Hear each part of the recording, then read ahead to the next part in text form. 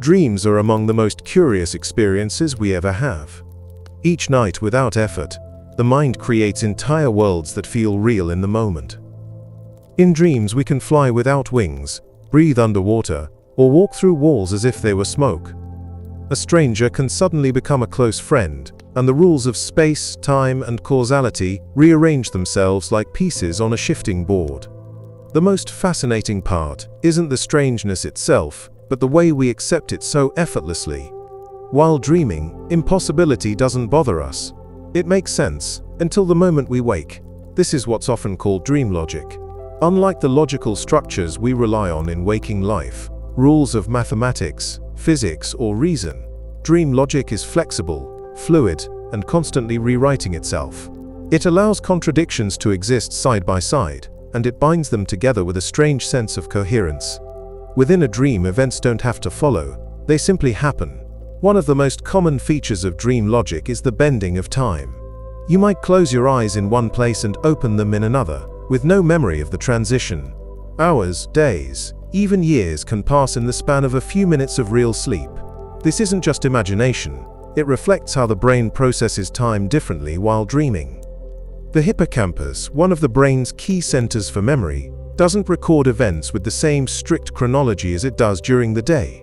Instead, fragments of memory are stitched together, producing a narrative that flows, but not in the way reality usually does. That's why you can dream of being a child again, then suddenly an adult, without noticing the absurdity.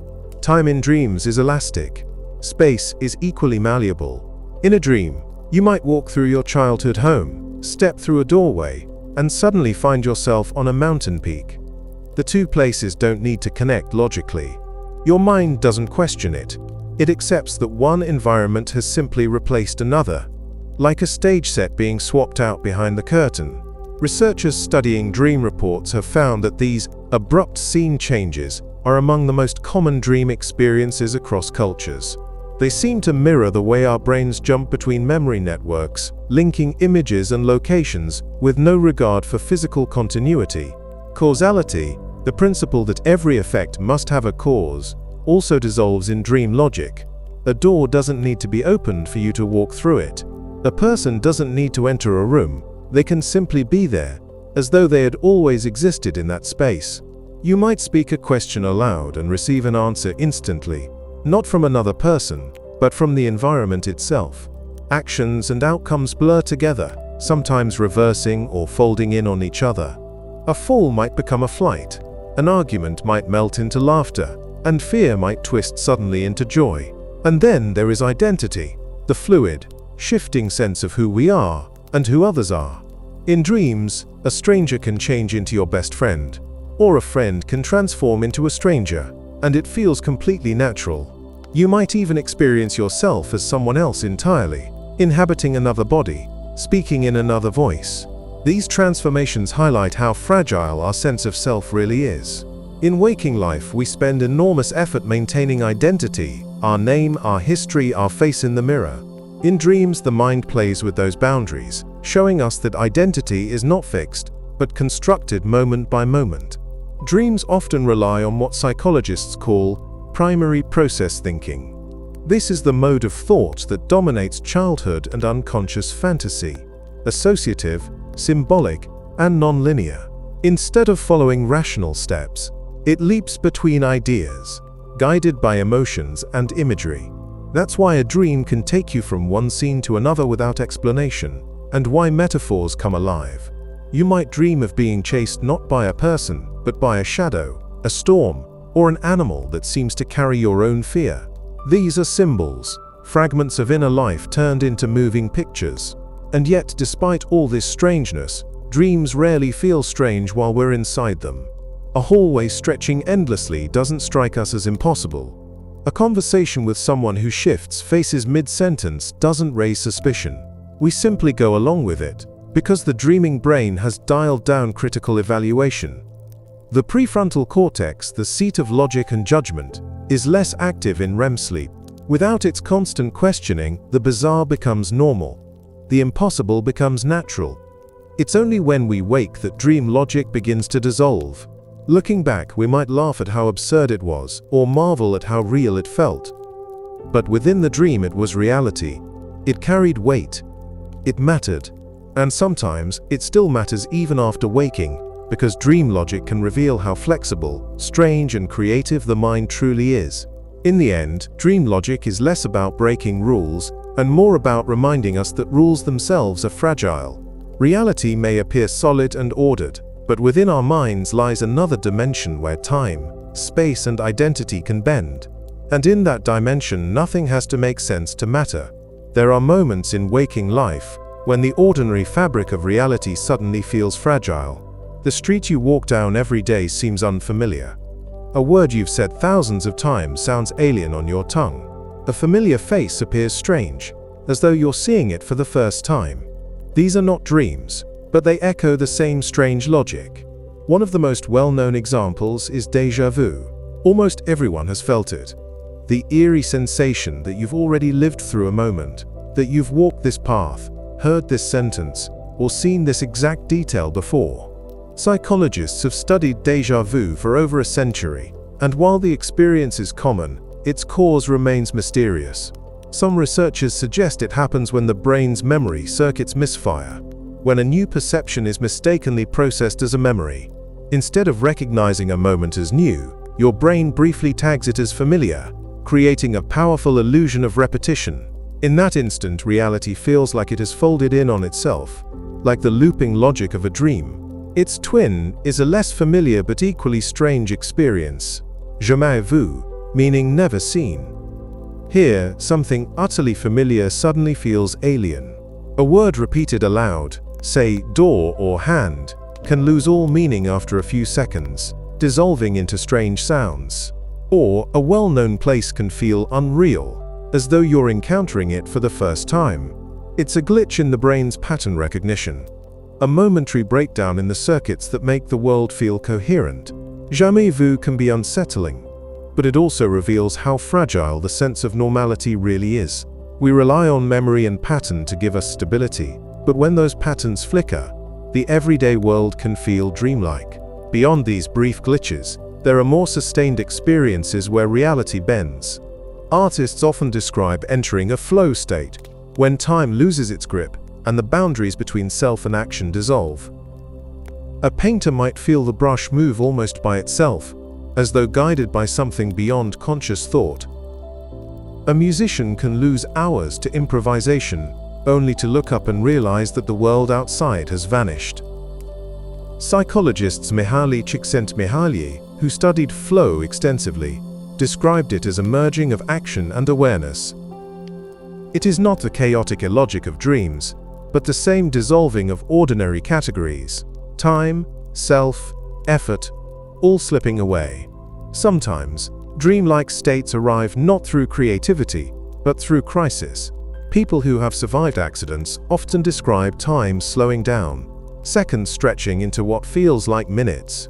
The brain, flooded with adrenaline, processes information differently, creating the impression of expanded time. In those suspended moments, the world takes on an unreal clarity. Sounds sharper, colors brighter, movements slower. Reality seems to behave like a dream, stretching and folding around experience. History is also full of events so surreal that they feel as though they were lifted from dreams. Consider the case of Violet Jessop, a stewardess and nurse who survived not one but 3 major shipwrecks, including the Titanic in 1912 and its sister ship the Britannic in 1916. The odds of surviving even one such disaster are small. To survive 3 seems to defy logic altogether. Her life story reads like a dream narrative, where the improbable becomes not only possible but inevitable. Coincidences often carry this same dreamlike quality. In 1838, Edgar Allan Poe published a novel about a shipwrecked crew who, starving, resorted to cannibalism. The novel named the victim Richard Parker. 46 years later, in 1884, a real shipwreck occurred. The stranded crew killed and ate a cabin boy. His name was Richard Parker. Such coincidences are statistically possible, yet when they occur, they feel drenched in unreality, as though the universe itself were playing by dream logic. For some people, the line between dream and waking life blurs more persistently. Conditions like depersonalization and derealization create states where the world feels dreamlike for days, weeks, or even longer.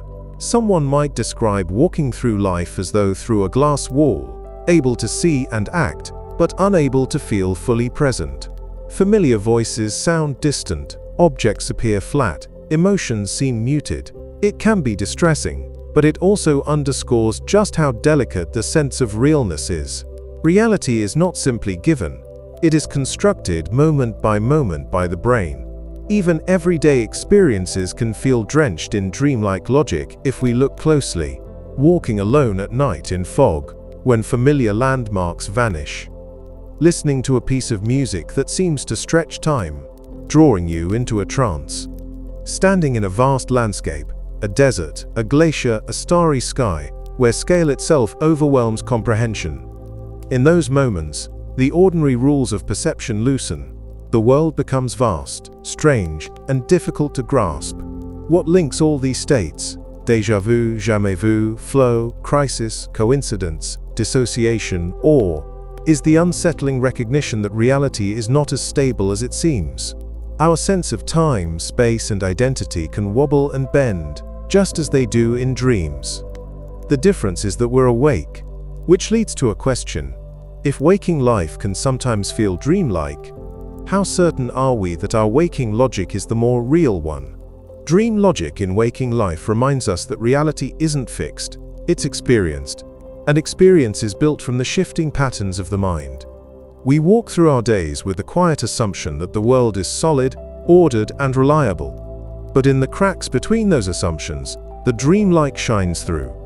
It suggests that perhaps waking life and dreams aren't opposites at all. They are neighbors, sharing a thin and porous wall.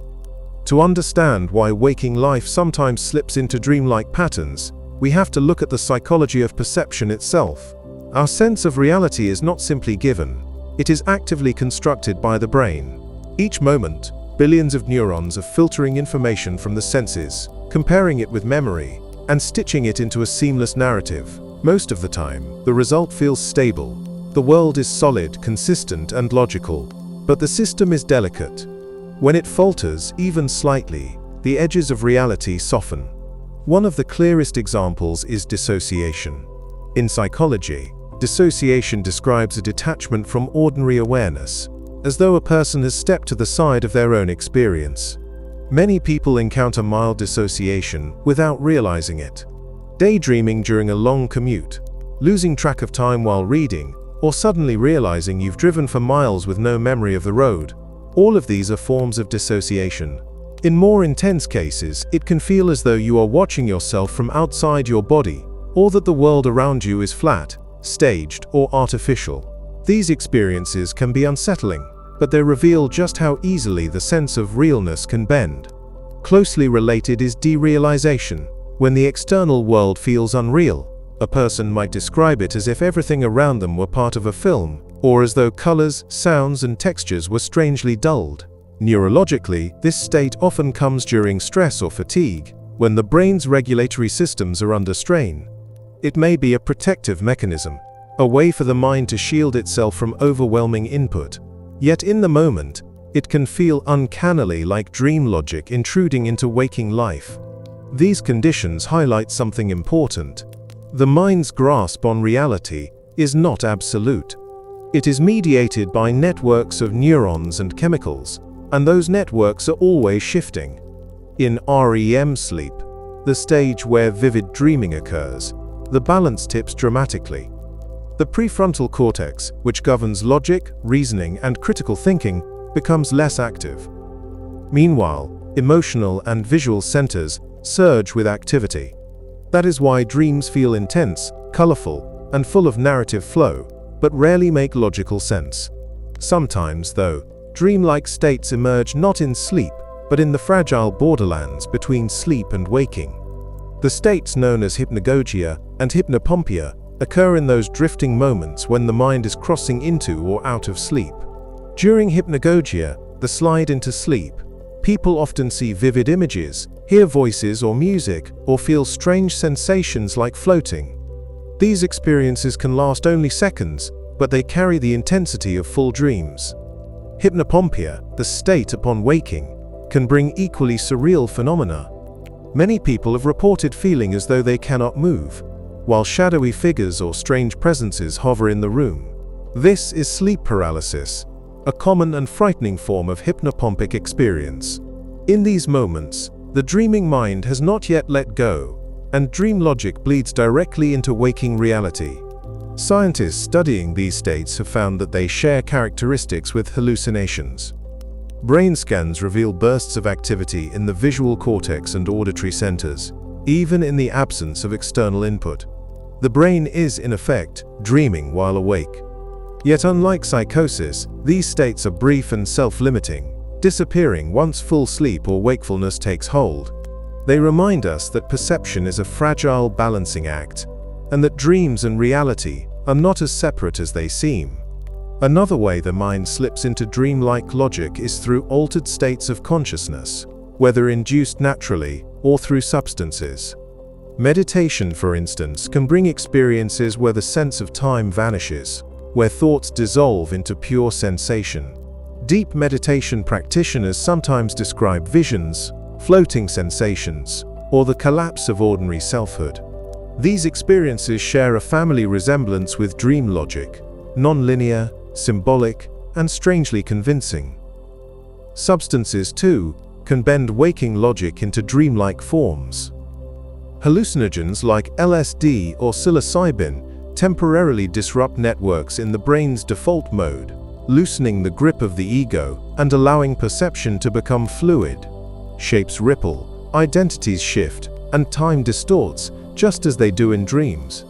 In fact, some researchers studying psychedelics describe them as dream states while awake, pointing to the striking parallels between REM sleep activity and the altered brain on these compounds.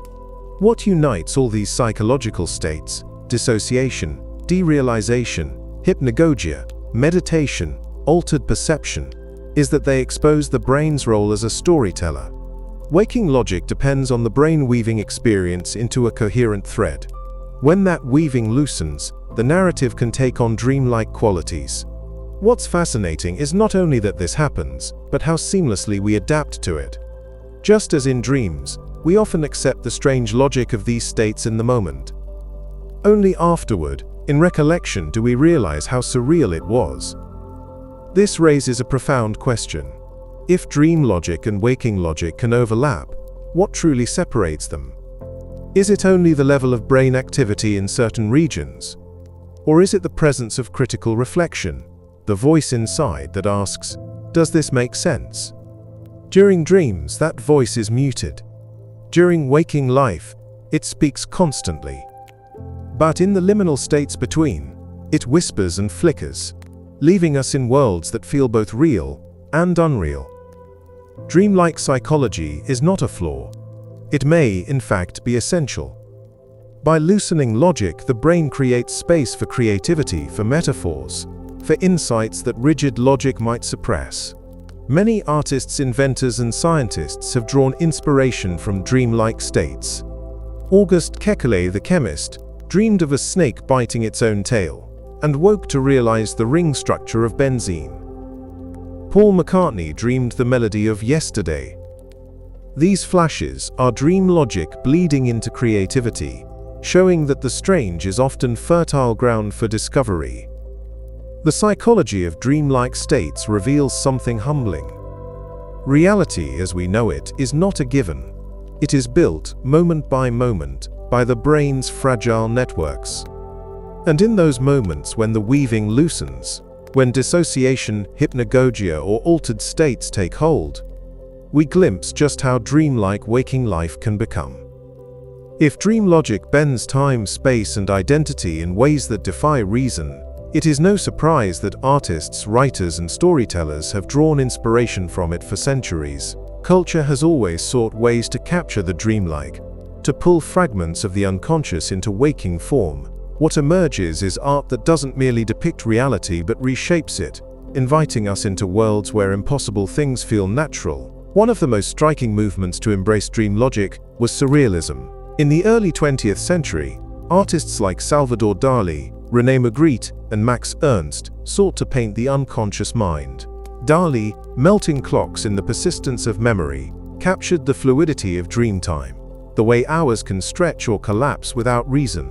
Magritte's paintings, such as The Treachery of Images, played with contradictions, presenting ordinary objects in impossible contexts. A pipe labeled, "This is not a pipe," or a man whose face is hidden by a floating apple. These images reflect the very essence of dream logic: ordinary things made strange, strange things accepted as ordinary. Surrealism was not just about art, it was about philosophy. André Breton, the movement's founder, described surrealism as, quote, "pure psychic automatism." The goal was to bypass reason and tap into the free associations of the unconscious, much like dreams do each night. In surrealist films, such as Luis Buñuel's Un Chien Andalou, 1929, the narrative unfolds like a dream. A razor slices an eyeball, ants crawl from a hand, doors lead to nowhere. The images are shocking, but they make sense in the way dreams do. Not logically, but symbolically, emotionally, viscerally. Writers, too, have long been fascinated by dreamlike storytelling. Franz Kafka's novels often place characters in absurd, illogical situations that feel nightmarishly coherent.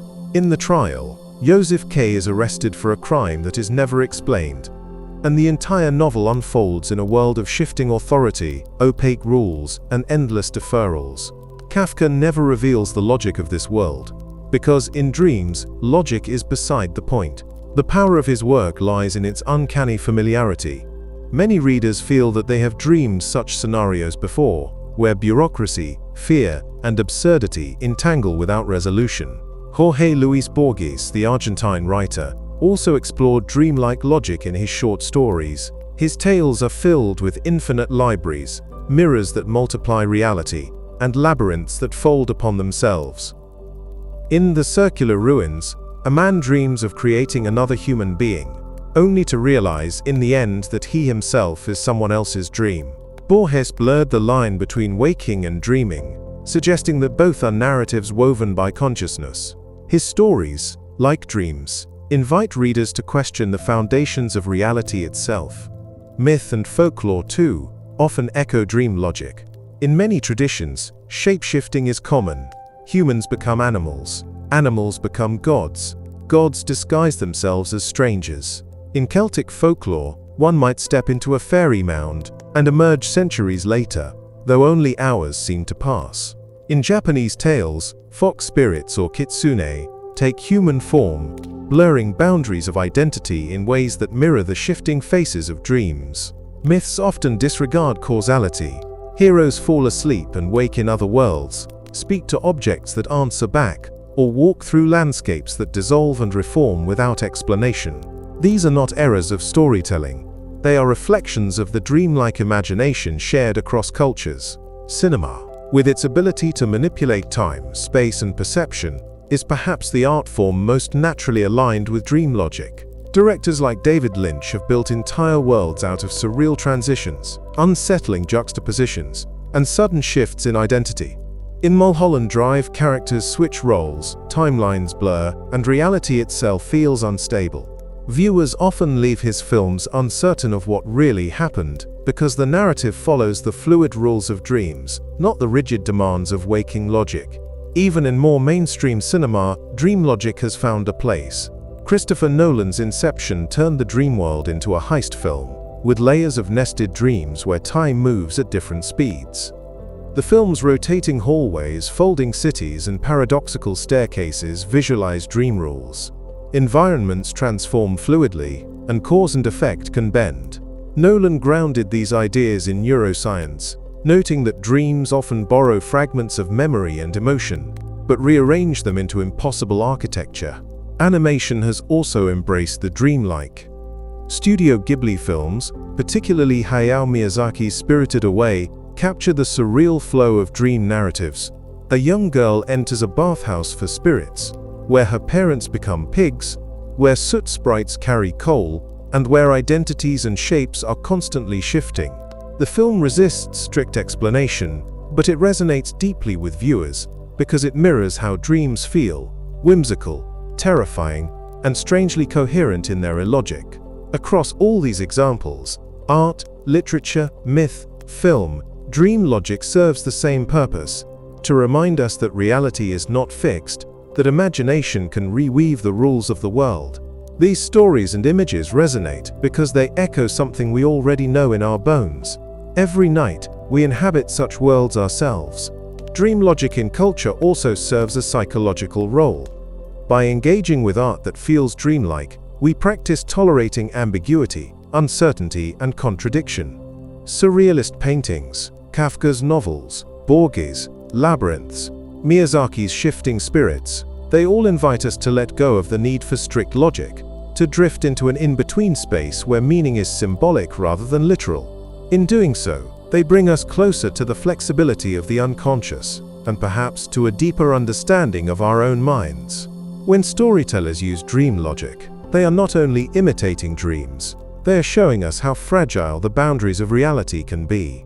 In this way, art and culture mirror the very experiences of déjà vu, dissociation, and hypnagogia. They show us that waking life too can be rewritten, reframed, and reimagined. The presence of dream logic in art and culture is a testament to its universality.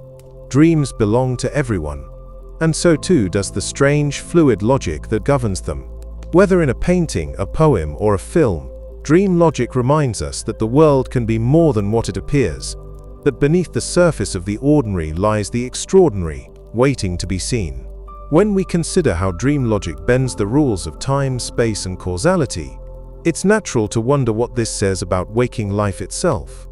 If our dreams feel real while we're inside them, and if waking moments can sometimes take on a dreamlike texture, how do we know that waking reality is more solid, more true?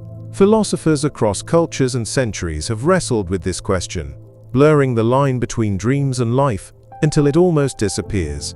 One of the earliest recorded reflections comes from the Chinese philosopher Zhuangzi, who lived in the 4th century BCE. In one famous passage, he tells of dreaming he was a butterfly.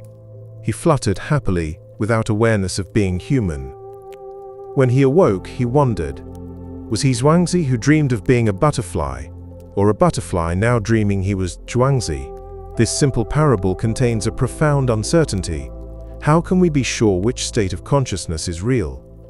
The boundary between dreaming and waking might be thinner than we think. Centuries later, the French philosopher René Descartes posed a similar challenge. In his meditations, he questioned whether he could trust anything his senses told him. After all, he noted, in dreams he had often believed he was awake. If dreaming can perfectly imitate waking, what proof do we have that this moment, this breath, this page, this sound, isn't itself a dream? Descartes concluded that the only certainty was thought itself. I think, therefore I am. But even then, the dream argument lingers.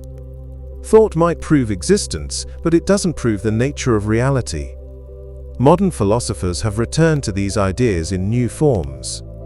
Some suggest that life itself might be a kind of simulation, an elaborate dream constructed not by the unconscious but by technology. If consciousness can be fooled so easily by nightly dreams, what prevents it from being fooled by more elaborate illusions? This simulation hypothesis has gained traction in recent decades, not because we have evidence for it, but because it echoes something we already know from our own minds. Reality feels real, until it doesn't. Science also contributes to this puzzle. Neuroscience shows us that both waking and dreaming perception rely on the same machinery: the firing of neurons, the release of chemicals, the weaving of experience by the brain. The difference is one of degree, not of kind. In waking life, sensory input dominates, tethering us to the external world. In dreams, internal memory and imagination dominate, spinning narratives without external anchors. But both are stories created by the brain, both are interpretations of signals, both are fragile. This fragility of reality raises a curious thought. Perhaps dream logic and waking logic are not opposites but companions. One emphasizes consistency and order, the other flexibility and metaphor. Together, they give us a full spectrum of experience. Without waking logic, we couldn't navigate the practical demands of life. But without dream logic, we might lose touch with creativity, play, and the deeper mysteries of being. There is also something liberating in acknowledging the dreamlike nature of life. In everyday experience, we often cling to logic and certainty, believing that things must make sense. But reality often doesn't. Coincidences defy probability. Identities shift over time. Memory reshapes itself, blending events together. Even physics, when examined closely, resists simple logic. Quantum mechanics tells us particles can exist in superpositions, influencing each other across vast distances. Time itself may not be linear at the deepest level. In this sense, the universe shares qualities with dream logic. Strange, improbable, yet undeniably real. From a spiritual perspective, many traditions treat life as a kind of dream. In Hindu philosophy, the concept of Maya describes the world as an illusion, a veil over the ultimate reality. In Buddhism, waking life is often compared to a dream, fleeting and insubstantial, a temporary arrangement of causes and conditions. The lesson is not that life is meaningless, but that its apparent solidity is deceptive. Just as a dream can dissolve upon waking, so too can the forms of life dissolve into something greater. In the end, whether we call it philosophy, science, or spirituality, the conclusion is similar. Our perception of reality is less stable than we think. Dreams remind us of this every night. They show us that the mind is capable of weaving entire universes, complete with landscapes, characters, and emotions, and convincing us of their truth. If the mind can do this in sleep, how much of waking reality is also a construction? Perhaps the value of dream logic lies not in answering that question, but in living with it. To see the world as potentially dreamlike is to loosen our grip, to allow for mystery, for flexibility, for wonder. It invites us to hold reality lightly, not as a rigid set of rules, but as a story unfolding, capable of surprise. As we drift through waking and dreaming, one truth remains. Both are experiences, both are real in the moments we live them, and both reveal the mind's extraordinary ability to shape reality. Life may not be a dream, but it is certainly dreamlike. And in that recognition, there is a quiet freedom. We've wandered tonight through the strange territory where dreams and waking life meet. We've seen how the mind bends time and space while we sleep, how déjà vu and dissociation can make reality itself shimmer, how art and myth have borrowed the language of dreams, and how philosophers have wondered whether life itself might be dreamlike. And now, here you are, listening, resting, drifting in that same liminal space. The edges of your thoughts are softening, the borders between ideas beginning to blur. Just as in a dream, things don't need to connect perfectly. They simply are. Perhaps you can notice the strangeness of reality itself, the way your body rests heavy, while your mind feels light, the way the present moment stretches, unhurried, timeless. There is no need for logic here, no need for answers, only experience, flowing, unfolding, carrying you forward. If dream logic teaches us anything, it's that meaning doesn't always come from explanations. Sometimes it comes from images, from feelings, from the quiet acceptance that things can be both mysterious and real. As you rest, you can let that truth hold you. You don't need to solve it, you don't need to wake from it. This is your time to drift, to linger between waking and dreaming, to let thoughts ripple and fade. The world will be waiting when you return. For now, you can release it. You can allow yourself to dissolve into the stillness, into the softness, into the quiet. So rest here, in this dreamlike space. Let it surround you, let it become you. And if you wander into sleep, let it be gentle, let it carry you. Good night.